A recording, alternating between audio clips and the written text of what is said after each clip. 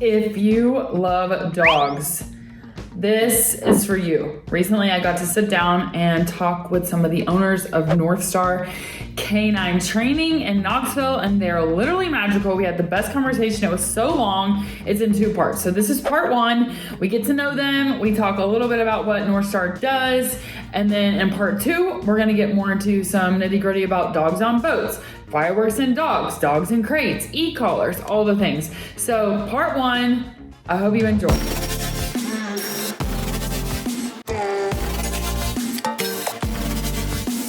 What's up? It's me, Haley Jones, and today we are at Northstar Canine Training in Knoxville. We're with Shannon, Lindsay, and Ellie, and in the back, if you can see him, is Frank. Oh. He's wagging his tail. I hope you can see him. Okay. I know, right? He's so sweet. So today we're talking all things dog training, all the things. Before we get into that, we have some rapid fire just so we can get to know the people of Canine, Northstar Canine, a little bit better. Okay, chocolate or vanilla? Chocolate. Oh, across the board. Oh, yeah. Okay, are you cat people or dog people or combination? Both. Both? I actually have more cats than I have dogs. Really? I foster for feral feline friends here in Knoxville. Wow. When I became a dog trainer, I stopped fostering dogs for the most part. I still do with special cases, but I still wanted to get back to the community. Do you have cats or dogs? I have one dog. One dog. Yeah, one dog.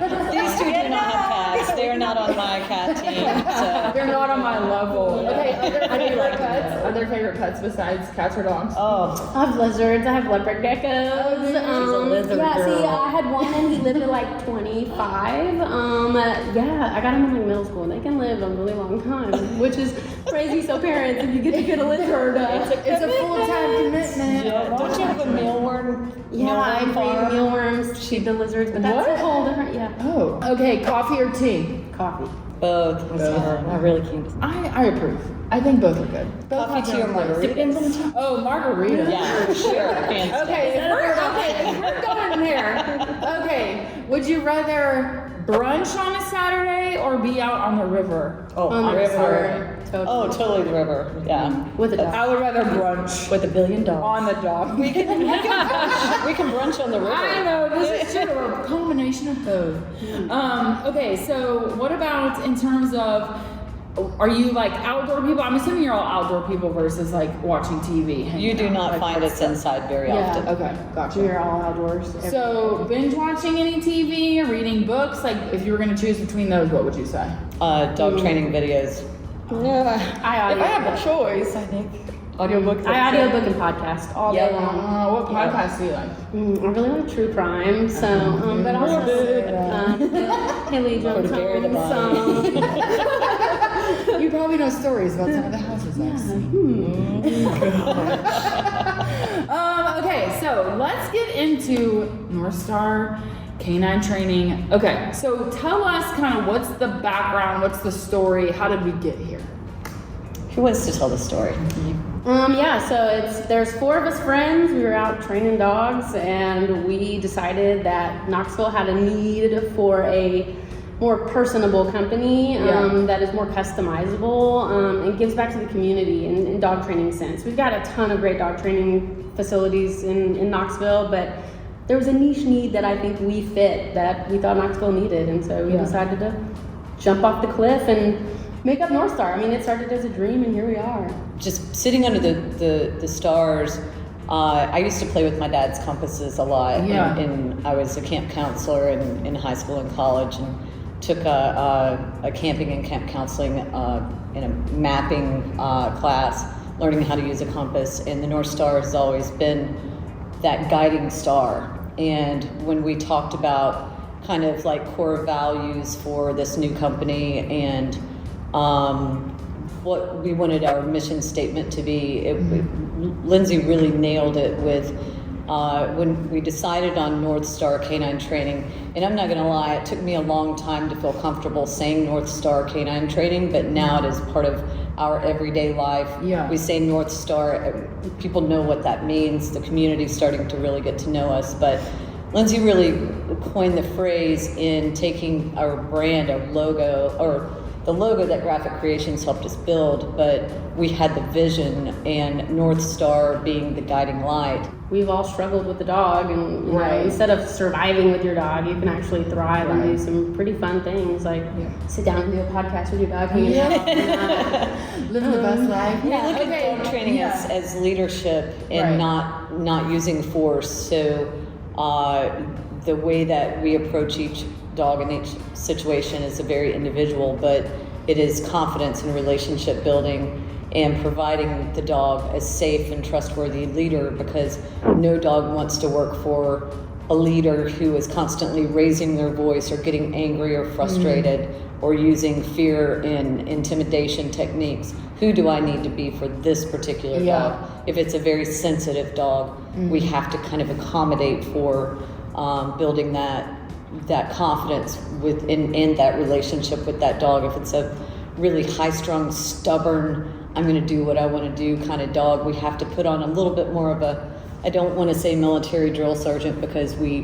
really don't like to use force, but sometimes we have to be a little more stern, because really, when it comes down to dog training, nobody, people and dogs alike, we don't make positive changes by staying inside of our comfort zone. Comfort zone is where we get in trouble. So while we take baby steps to build that confidence, really taking dogs out of their comfort zone is where they make those positive changes, and you see them start to build that confidence, and their little chest puff out, and they start walking with a strut with their head up, and instead of their tail tucked and their head down, and like, you know, a lot of dogs just haven't experienced the world, and that's what we do, and we do it, we call it adventure camp, because we are adventure based. We're all outdoors people. You don't see us sitting at home on the TV.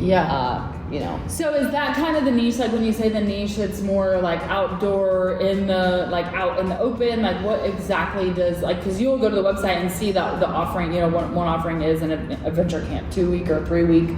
So yeah, tell us kind of about that niche and what exactly does that look like for somebody, for a family. I think that what we really, really wanted was to be able to like look at the dog in front of us and provide a really customized training plan for that dog depending on their needs. So we didn't see that a lot anywhere else in Knoxville. We're like, hey, that's what we want to hit. Because I mean, just like people, no dog learns the same. So we really just wanted to hone that in and capitalize on it, and it's really been successful. I think that, and we're we're just like community based. We really do a lot of giving back to our community, and I think that's a little bit different than other training companies do. I mean, there are training companies that help, but they charge you for the help, and so we will donate training to foster dogs. I mean, really, it's just any kind of, and we're out in the community. I mean, we're making friends with people. We're making friends. I think that's the best. Making friends. It's all about making friends. So I saw like one of your guiding lights, I guess, or core missions. values. One of your their core values is a dog's best life. Dog's best life. So what does that look like? You know, what is a dog's best life, would you say? Depends on the dog. It really is giving them the opportunity for as much freedom as that dog safely can handle. With Dog's Best Life, we want them to live the highest possible type of freedom that they can, while making things super fun, giving their family the tools to be able to manage any behavioral issues or anything that they have that's unique to them, while never compromising their safety. One of the things that we've seen for years is, you know, somebody setting a dog up in a situation that in order to get a cool looking video, they compromise the dog's safety. And that's something that we as a team, we use our best discretion in what each dog can handle, and we do not push them outside of that safety limit. So comfort zone is one thing. Safety zone is way more important than that. So what are some of the most common like issues? I don't want to say issues, but what are some of the most common things, you know, dog owners call you about or need help with? You can say issues. You can say issues. Well, because I feel like the issue is probably the people most of the time, not the dog. Training the dog's the easy part. Training the dog is the hard part. Anyways, no offense, people. I'm just saying. Okay. We see a lot of like leash reactivity. So, I mean, every dog is different. We see a lot of normal happy dogs, but we see a lot of dogs with like leash reactivity coming from. It can stem from like somebody with a dog at the end of the leash barking, like you're embarrassed and you're not going to want to take that dog out in public. Which again goes back to dog's best life, because we can fix that, we can manage that, and we can get you taking your dog out in public. There's other methods that don't work, but if you find the right method that works for you and your dog, it can be fixed pretty easily. Not all dogs, but most dogs, it's as simple as just learning how to communicate effectively with your dog. Yeah, and some owners, like by no fault of their own, they might have rescued a dog, and dog came with a bunch of issues. A lot of places, they make the sale, they take the dog, they assign the dog to a trainer, the dog goes to the home, picks them up, puts them in their car and goes on their way for a couple of weeks and then takes them home. We really want to know as much information as we can about the dog prior to meeting the family, prior to picking the dog up. We have developed a very comprehensive list of questions. It's about 5 pages long, and this is through all of our combined years of experience of learning things the hard way. If I pick up a 150-pound Malamute and the family just forgets to tell me that the dog was involved in a car wreck a couple weeks before, and I'm walking the dog on a leash down Gay Street, and all of a sudden the school bus comes up and the air brakes go off and the dog nearly takes me off my feet, that's an issue. Right. You know, a lot of people, they forget things that happened a couple of years ago. If I get a 5-year-old golden retriever who had, you know, a fractured leg because they were hit by a car when they were a year and a half, and they had surgery on that, well, I need to know that information so that I can modify that dog's training. So our intake questions really cover everything from house rules. Is your dog allowed on your couch? If not, then your dog's not allowed on my couch. Right. Because I'm not going to create bad habits. Right. When I'm supposed to be training your dog. Right. So we go over a very extensive list of house rules, everything from medical history. Has your dog had, you know, chronic ear infections? All medical questions, safety issues. Is your dog prone to chasing cars or bicycles or joggers? Or, you know, does your dog have anxiety, aggression? So behavioral issues. And then, of course, the training stuff. You know, which side of your body do you want your dog to heel? If you have multiple dogs, do you want them on the same side or opposite side? So we ask a really extensive list of questions to really get to know the dog so that there's no surprises. And of course, every dog brings their own surprise. Right. But it's nice to know ahead of time, is your dog afraid of fireworks? Is your dog afraid of thunder? Is your dog going to chase the neighbor's cat? Like, they have a high prey drive. If they you know, are totally fixated on squirrels, guess where we're going? Probably UT Gardens, where the squirrels are like feisty and they're not scared of anything. I mean, if it's a family who lives on a farm and they say, you know, we have a lot of wildlife and we get a lot of deer, I'm afraid my dog's going to hurt a deer, go to Seven Islands. I mean, we know all the places where all the things are. That we've done this for so many years. Right. I'm going on 10 years of taking dogs on adventures and still try to challenge myself every day to do something new and fun and exciting, whether that's putting a dog on a kayak and paddling down the river, or, you know, some dogs can't handle that kind of stuff. But we try to stay creative and stay fresh, and that prevents us from experiencing burnout, because I will tell you that those trainers who take, and I'm not saying anything bad about anybody in particular, but those trainers who say have the work smarter, not harder attitude are the trainers you do want to avoid when you are spending a lot of money for dog training. Because if those trainers are saying work smarter, not harder, they are probably teaching your dog commands in their backyard.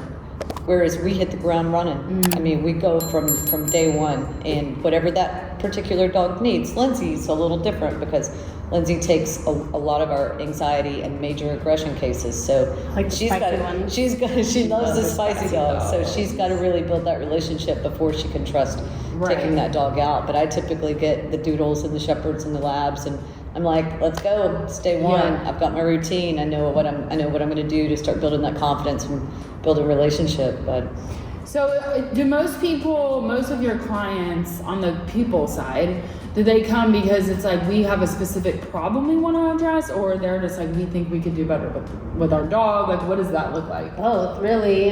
We get a lot of like help me please. I'm at my wit's end, and we get a lot of like, I just got this puppy and I want it to grow up to be super successful. And we do it all. We get the happy dogs, we get the scary dogs, and for the people, it's I don't know. I think it's for us. We just like helping people and dogs live better lives. So when people like pick a dog, from a dog trainer perspective, when people pick a dog, what suggestions, advice? Because I know you can Google like breeds, and you can like Google what's the best dog breed for XYZ situation. So what are things that we can't find on Google that you're like, people should keep this in mind when they find a dog? They need to be able to experience that particular dog, because not every golden retriever is the same. Some of them are super high anxiety, and some of them would be perfect therapy dogs or service dogs.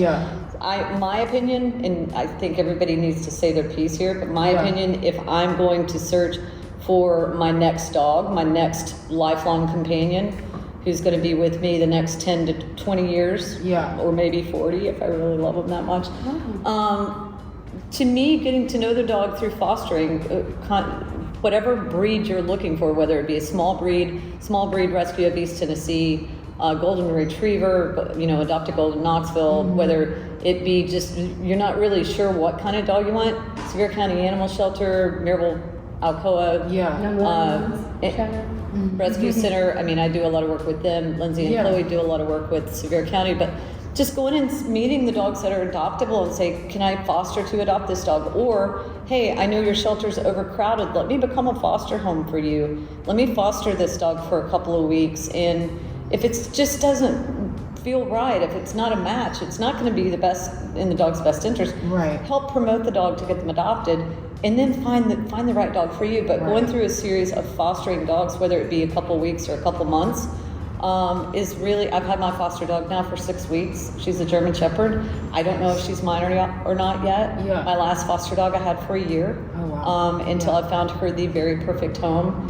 And so, in my opinion, if you really want to know the dog, please do not go to Puppy Zone and spend $3,000 on a puppy mill dog, because there's probably no returns. Chances are you're going to get a sick puppy. But really fostering, or find a great breeder and read reviews about them. Like if you really want to get a dog, purchase a dog from a breeder, know more about them. Make sure that you visit the home. If they do not allow you to go on their property or meet the dog's parents, do not buy a dog from a breeder that does not allow you into their living space. Or trying to sell you 2 puppies at the same time. No, red flag. Is that like a thing? Do not buy 2 puppies at once. I don't think any reputable breeder will sell you litter mates. And litter mate syndrome is a thing. You can Google that. What is that? So it's basically, you can either get 2 puppies of different breeds, or you could get a mom and a daughter duo, or vice versa.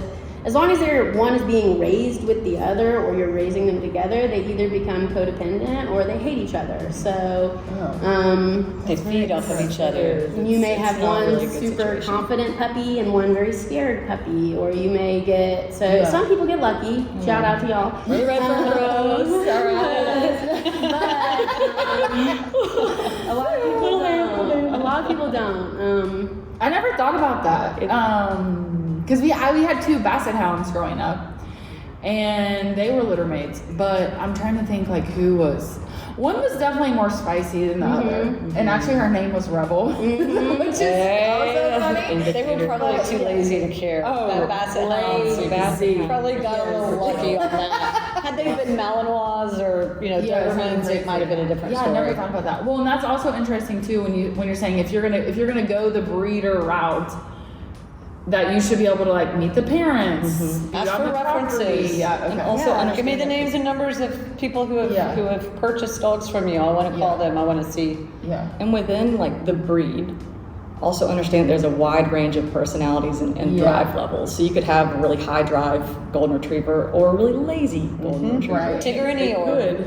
Same from the same litter even. So just doing the research on that, and a good breeder will know based off their traits as a puppy. They can give you an indication of, hey, well, this one looks like she's a little higher drive than this one. So if you want a lazier dog, then make sure you do your research on that. Right. Any advice when it comes to like kids and dogs, primarily like younger kiddos and like dogs? Like, what's your? I know that's a very broad question. I have so much advice. Yeah. Get your kid in order. We see a lot of kids biting, or dogs biting kids biting dogs too sometimes, but we see a lot of, we do see a lot of dogs that bite kids. And it's because it's not the dog's fault always, but sometimes it is, but I would blame more of the parents. I mean, it's for me, I would never let my kid go up to a strange dog. I would never let my kid jump on a dog, ride a dog, pull a dog's ears, you know. Right. But a lot of us normal people grow up thinking like, I've had a dog my whole life and I got to lay on my dog and ride my dog. And like, that might have been fun for that one dog, but most dogs hate that. Most dogs get uncomfortable, and knowing the warning signs, like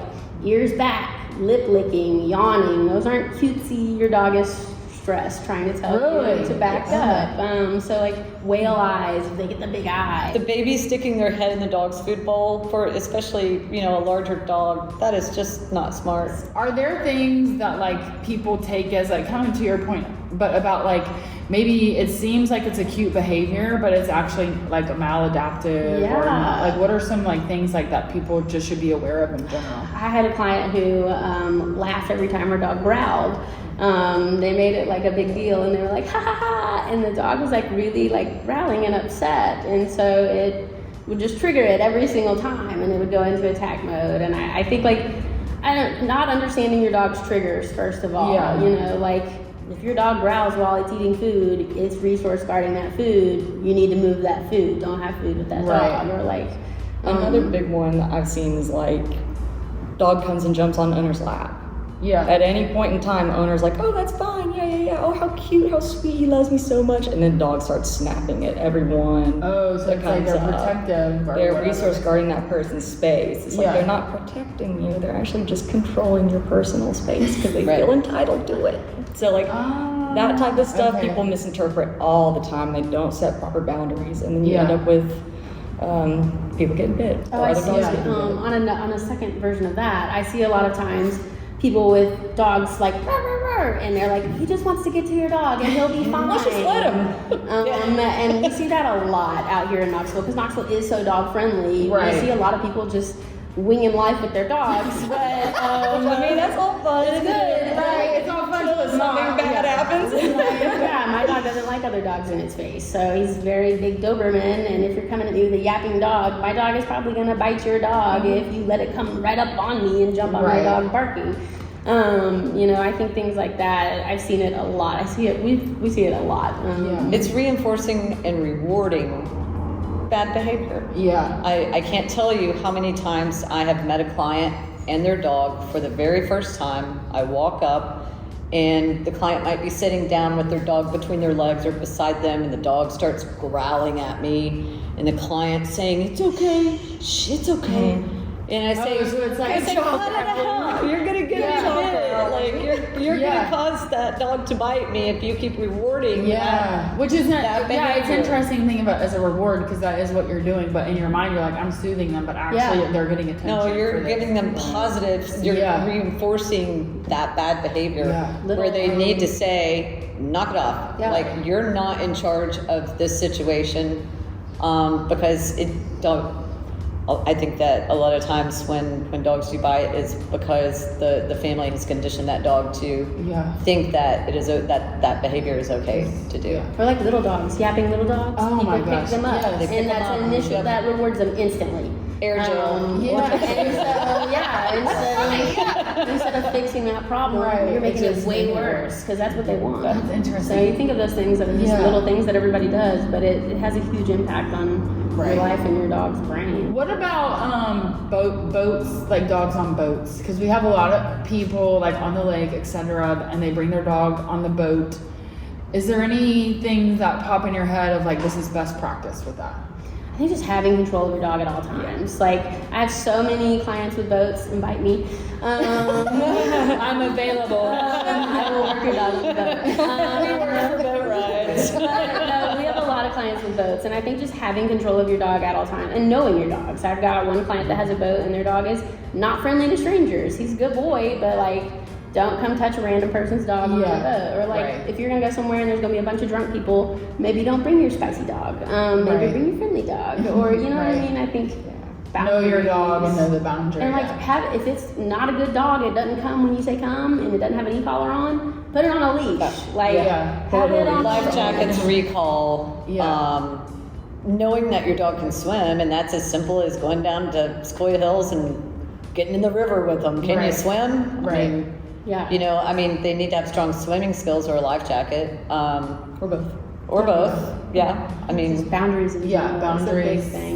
It sounds like also like awareness. Yeah, a lot of awareness. I mean, it's similar to, oh my good Lord, when I'm driving and the car in front of me has all their windows down and their doodles got their head all the way out, and I'm like, I'm going to be picking that dog up when it falls out. Yeah. I mean, dogs do not always have good balance in, you know, people think it's really cute for the dog to be able to stick their head all the way out the window, and they're all the way out and they're leaning, and I'm like, oh my God, one turn, and I will purposely follow it to make sure I can stop traffic when the dog falls out of the car. It has happened Keep your dog on the floor of the boat. Like, I think is what we're getting at. Keep your dog Keep your dog on a safe space, closed. You don't have keep it on the leash. Is there ever a point when you're like, this is lost hope in the sense of like the dog and that, like, when is hope gone? Or is that for rehabilitating a dog? Yeah, like, or when should a family just say maybe we're not the best fit? Like, what does that look like? I think is if you try everything. Like, I mean, and it's hard to say because there are a lot of people that we're told to trust, like certain behaviorists. We have a lot of clients that go to behaviorists first because they're told to trust these behaviorists. I'm not saying any names or anything, but I think they put these dogs on all these medicines before trying training. So we train. So when you say behaviorist, I'm sorry, you mean like a psychologist for the dog? Somebody who can prescribe drugs. Yeah. So they have a medical degree in veterinary science. I feel like an idiot. I No, didn't even know that was like a thing. It's and it's one of the first recommendations people give, which is a great valid recommendation. However, we get a lot of dogs that we have to rehab that are just have been on a bazillion doses of trazodone and Prozac, and like that dog is a Malinois. It just needs to be worked, you know. Or like that's a border collie. That dog just needs to run and do its job instead of putting it on Back to the It's like putting a Band-Aid on the wrong spot. You're not even covering the wound. You're just sticking a Band-Aid on there just for the sake of doing it. That dog's on like two different drugs. You're not fixing anything. And you're like, what training have you done for this dog to help the problem? And they're like, well, yeah. Some people feel like when they're on all these drugs, that's their last hope. But really, if you've tried balance training, you've tried positive reinforcement training, you've tried behaviorists, you've tried all of these things, your dog is healthy, you've got vet work and everything like that. I think at a certain point, if it just doesn't fit your lifestyle, like let's say you're a couch potato and you saw John Wick and adopted a Malinois. We get those. How did you know? We get those. I think like your dog is going to be biting people. It's going to be barking at people. Like that is what that dog is bred to do. It's bred to work. And if you're a couch potato, it's going to eat your couch. And so like people like that, if you're not willing to look inside yourself and change, like I will never go run 20 miles a day like Ellie does. But I work my dog a lot. So I think, but if you don't work your dog and you know you're not going to work your dog, I think like at a certain point you have to look at yourself and be like, my healthy Malinois that's not aggressive could go be happier somewhere else. Or if you've got an aggressive dog on the flip side, I think those dogs, if you've tried everything and they're still biting people, they're still actively trying to hurt people. I think that's where you're kind of beyond hope. If you've tried everything else and they're like actually hurting people. And like, your management. Yeah, and your management, and you're managing, you're doing everything you're supposed to be doing, and that dog is still trying to eat people. That's where I think you've lost all. So it's a combination of you want to make it work, and you're doing the things that need to happen to make it work, and at that point maybe call you guys. You guys can help or send people in the right direction get us before the problem, because that's a lot of the problems we see could have been fixed at puppyhood. Like if you rescue the dog, that's a totally different animal. We can help you there, but like a lot of the problems we see, like resource guarding and like guarding the people, pulling on the leash, like a lot of the issues we see can be fixed early on. Dog reactivity. Okay, so that's the end of this, go check out part 2, which we get into even more dog specific stuff. We talk about crates, e-collars, dogs and boats. We talk, we just get into all the things. So go check out part 2. I hope you loved part 1. Go find Northstar Canine Dog Training and give them some love. And I'll see you in part 2.